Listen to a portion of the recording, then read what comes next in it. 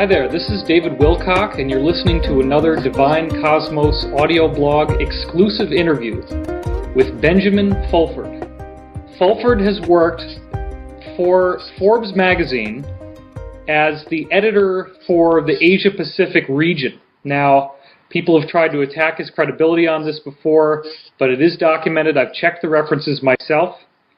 He was mentioned by Stephen Colbert in one show discussing the so-called Illuminati. And I will also say that Fulford has contact with an incredible number of different sources. He does seem to back up who these sources are as much as humanly possible.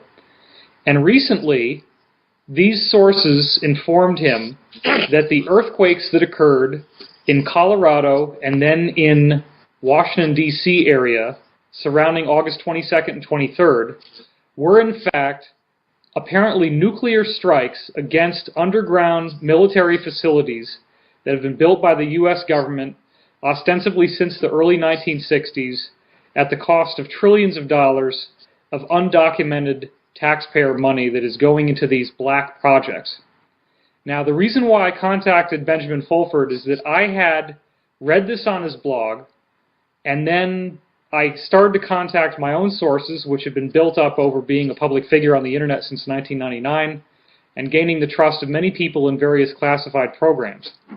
And I was absolutely astonished when I started to ask around and found out that everyone I know, with one exception, who probably wasn't on a need-to-know basis, confirmed that this attack did happen.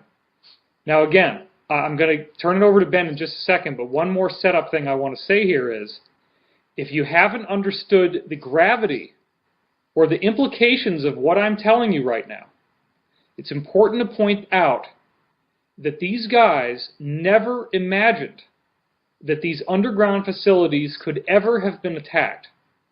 So what has happened here is a seismic shift in this insider war that is arguably as significant as the nuking of Hiroshima and Nagasaki in World War II. And in fact, it may very well be the workings of the universe in terms of karma that the people responsible for those attacks have now had it happen to them. There's undeniable significance in this happening. I was astonished at the depth of detail that I've been able to get from my own sources about what happened.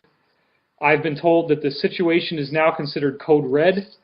However, it's also being withheld from most of the people in these programs. It's on a need-to-know basis, and even the sources I'm in contact with, all except for one, did not even have the need-to-know basis high enough to know why this had happened, or who was responsible for it.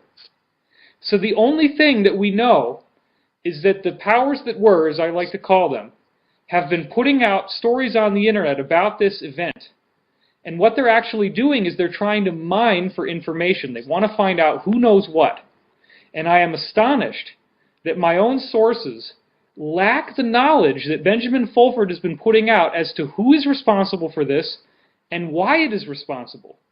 But my intelligence suggests that it's possible that as many as 30,000 people were in each of these two underground cities at the time that it went off. So we're talking about the potential of 60,000 deaths.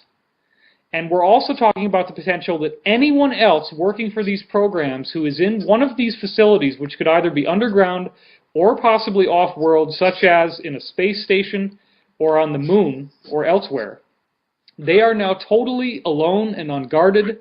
They are not going to be protected. They are not safe. And their superiors are not informing them of the risk that they now are in by being in those locations. I want to set the record straight. I want to get the man to talk to you, the public, and hear firsthand what the hell is going on, who did this, why did they do this, and what are the implications.